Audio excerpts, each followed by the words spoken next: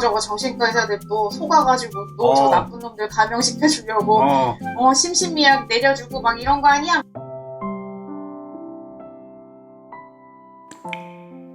범죄가 성립을 하려면 자의와 나쁜 의도가 있어야 된다고 하더라고요. 그러니까 내가 저 사람이 미워. 그러면 한 대 때리고 싶잖아요. 근데 우리가 참잖아요. 왜냐면 때리면 폭행이 되니까. 그때 참지 않고 때리는, 그리고 왜 때렸냐? 그러면 뭐 누가 시켜서나 발작에 의해서 이렇게 나도 모르게 때린 게 아니라 나는 저 사람이 너무 미워서 해하고 싶은 나쁜 의도로 때렸다. 이게 있으면 범죄라고 하더라고요. 근데 이 반사회적 성격장애는 이거를 다 만족을 하긴 해요.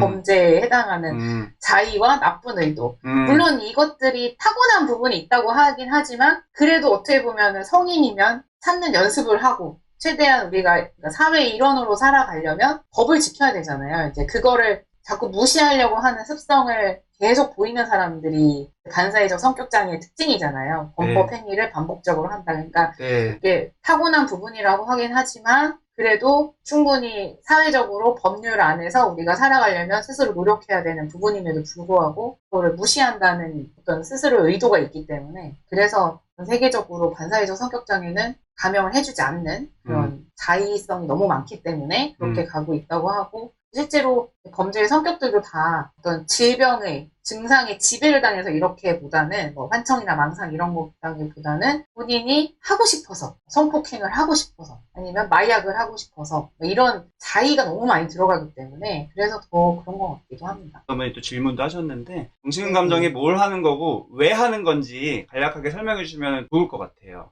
정신감정은 우리가 재판에서 이 사람의 범죄가 정신과 질환 때문에 이런 범죄를 저질렀는지 안 저질렀는지를 알기 위해서 이제 판사나 검사가 정신과 전문가들이 아니잖아요. 그래서 정신건강의학과 전문의에게 의뢰를 해서 이 사람이 사건 당시에 한 행동이 정말 정신질환 때문에 한 건지 아니면 관련이 없는지 이런 것들을 이제 좀 봐달라고 한 달 정도의 기간을 두고 정신과적 정밀검사를 위해 병원에 보내는 거고요. 보통 여론은 어떤 사건이 일어나면은 뭐 정신질환 자체를 가해자가 언급하거나 아니면은 뭐 그래서 뭐 감정이 될 거다라는 얘기가 나오거나 하기만 해도 막 과민해지고 거부하잖아요. 근데 그 정신감정이라는 그 절차가 한 달 동안 있는 거고 그거에 따라서 관련성이 없다고 판단되는 수도 있는 건데 그런 과정에 맞아요. 대한 신뢰나 그런 과정이 있는 것 자체를 명확하게 이해 못하는 분들이 많은 것 같아요.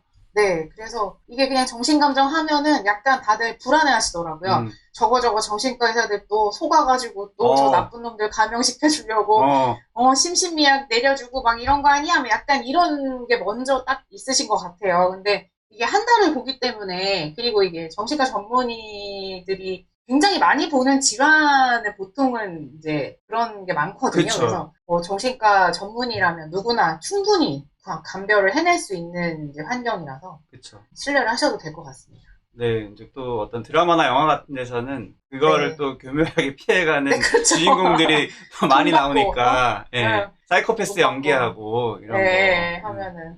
그래서 제가 사직하기 전에 혹시 아시는지 모르겠는데 당진에 자매를 살해하고 살해한 후에 카드를 쓴 나쁜 놈이 있었어요. 네. 검찰에서 전화가 올 때가 있어요. 거기서 근무를 하면 이제 이런 거 감정 가능하냐? 왜냐면 잘 모르시니까. 그래서 예, 감정 가능합니다. 뭐 이런 걸 이제 알려주는 거를 하는데 저희가 전화가 와서 되게 구체적으로 얘기를 하시는 거예요. 이 사람 진짜 나쁜 놈인데 반성문을 기가 막히게 썼대요. 재판을 내려고. 그래서 반성문만 보면 정말 이 사람은 뉘우치고 있다는 거예요. 그래서 근데 자기가 봤을 땐 진짜 아니라는 거예요. 이 사람 하나도 안 뉘우친대요.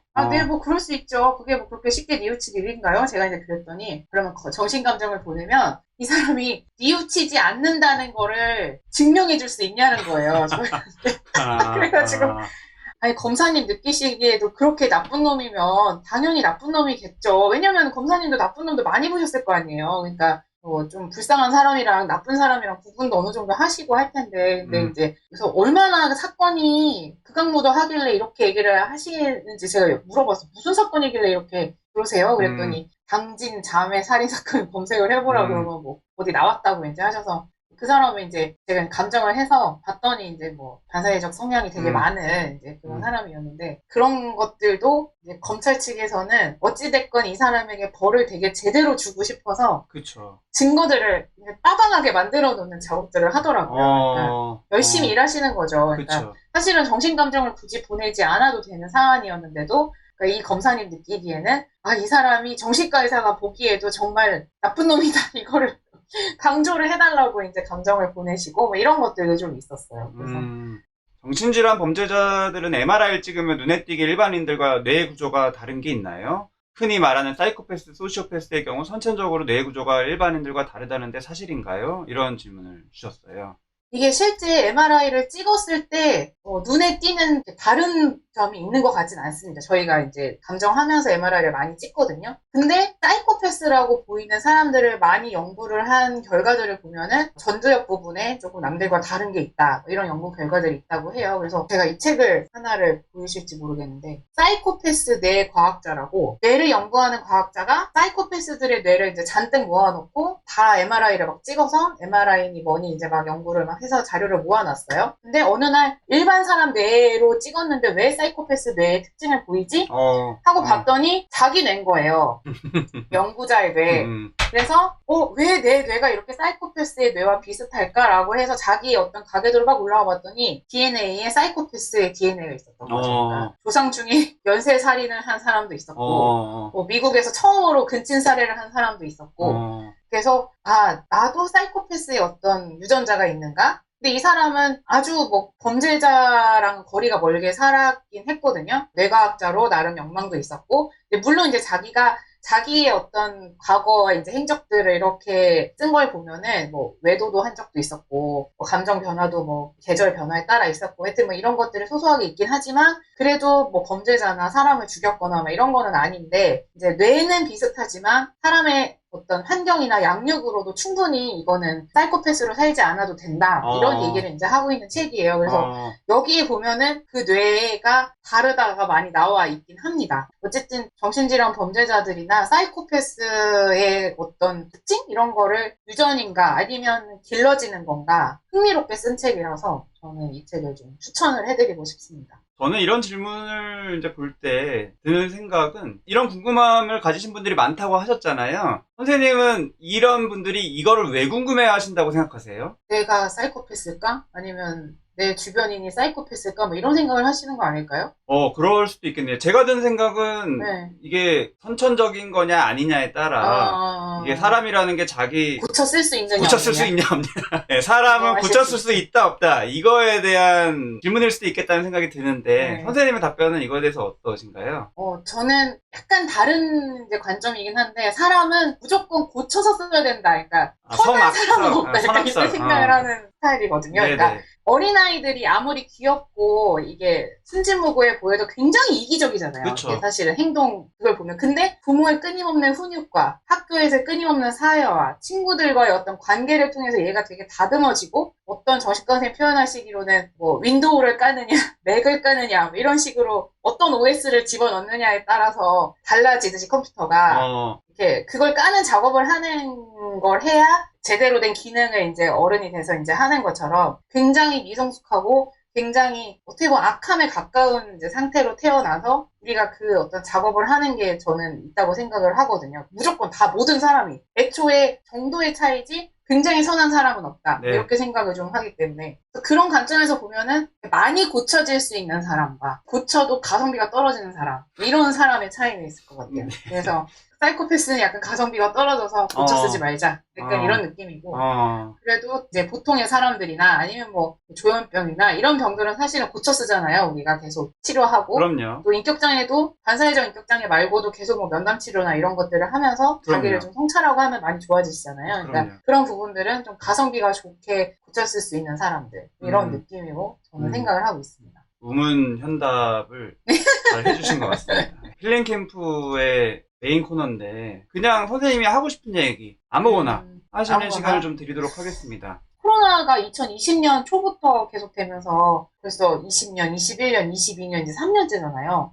그러면서 진짜 사회도 엄청 많이 변하는 것 같고 큰 변화가 막 바뀌었다는 느낌이랄까? 그러니까 사실은 이렇게 우리가 줌으로 뭔가를 하는 것도 지금은 너무 익숙하지만 이게 2020년 초에는 이게 될까? 뭐 이런 생각도 했었고 나도 모르게 되게 큰 변화를 또 겪고 있구나. 그러니까 이게 옛날에 그 응답하라 1993가 그거를 봤을 때 이제 저희 세대 선생님이나 저 나이 또래가 굉장히 많은 변화를 겪는 세대라고 하더라고요. 그러니까 어렸을 때는 유선 전화만 있다가 핸드폰이 있다가 한 2007년 8년 이러면서 스마트폰이 나오고 이제는 뭐 패드 들고 다니고 막 그렇잖아요. 그러니까 이거를 굉장히 어렸을 때부터 겪는 그러니까 막 정말 전쟁에 가까운 시절부터 지금까지를 막 겪는 이런 세대이기 때문에 그러면서 또 코로나로 또 한 번 또 이렇게 격변하는 뭔가가 있는 것 같고 이러면서 정신과 의사들이 하는 역할이 좀 커지는 거 아닐까. 너무 빠르게 변하니까 어떻게 보면 다 누구나 힘들게 적응하고 있는 거를 나만 이런가? 나만 이런가? 이런 생각을 많이 하게 되잖아요. 그럴 때 약간 선생님도 이렇게 유튜브 해주시고 다른 선생님들도 뭐 이렇게 해주시는 것처럼 고무적인 정신과 역할 변화도 굉장히 큰 흐름을 탄 것 같다. 이런 생각을 좀 들었고 이렇게 얘기할 수 있는 기회도 너무 좋은 것 같고 옛날에는 사실 정신과 하면은 우리부터도 이게 외래에서 우울증 환자가 많이 올까? 뭐 이런 생각도 많이 사실은 했었던 시절이 있었는데 지금은 면담 욕구들이 다들 되게 높아지시기도 네네. 하고 삶이란 무엇인가 뭐 이런 생각도 많이 하시잖아요. 근데 그런 거에 발맞추는 게 우리도 필요하고 되게 좋은 변화로 이끌어 갔으면 좋겠다 뭐 이런 생각을 좀 해보고 있습니다. 그러면은 선생님은 어떤 쪽으로 네. 좀 마음이 있으세요? 물론 책을 이제 하나 내신 게 있는데 계속 집필활동 쪽으로 있으신지 또 다른 쪽이 있으신지. 우선은 기회가 된다면 써보는 쪽으로는 계속 하고 싶은 욕심이 개인적으로 좀 계속 있고요. 네네. 유튜브는 못할 것 같아요. 유튜브는 좀 더 부지런해야 되는 매체인 것 같고, 이게 아, 꾸준하게 주기적으로 막 하시는 게 되게 생각보다 되게 힘들 것 같더라고요. 이게 글은 어떻게 보면 내가 쓰고 싶을 때 약간씩 하는 느낌도 있는데, 뭔가 선생님이 하시는 거 보면은 항상 꾸준히 하시는 게 되게 중요한 작업인 것 같아서 유튜브는 고민을 좀 해보고. 네네. 네. 다행입니다. 네. 네, 오늘 여러 가지 좋은 말씀 해주셔서 감사드리고, 네. 특히나 범죄자이자 환자이신 분에 대한 새로운 시각과 감정에 대한 진솔한 이야기를 해주셔서 감사드리고, 그 부분에 대해서 좀 궁금하신 분이 있으시면은, 선생님 선생님이 집필하신 이 책, 나의 무섭고 애처로운 환자들에서 더 이런저런 깊은 이야기들, 감정들, 생각들 보실 수 있으시니까요. 참고하시면 좋을 것 같습니다. 시간 내주셔서 정말 감사드리고요. 다음에 또 기회 되면 네. 뵙도록 네. 하겠습니다. 네, 불러주셔서 감사합니다. 감사합니다. 잠깐 내려가서 좋아요 한 번만 눌러주시면 저한테 도움이 많이 되고요. 다른 분들도 많이 시청을 할 수가 있는 기회가 됩니다.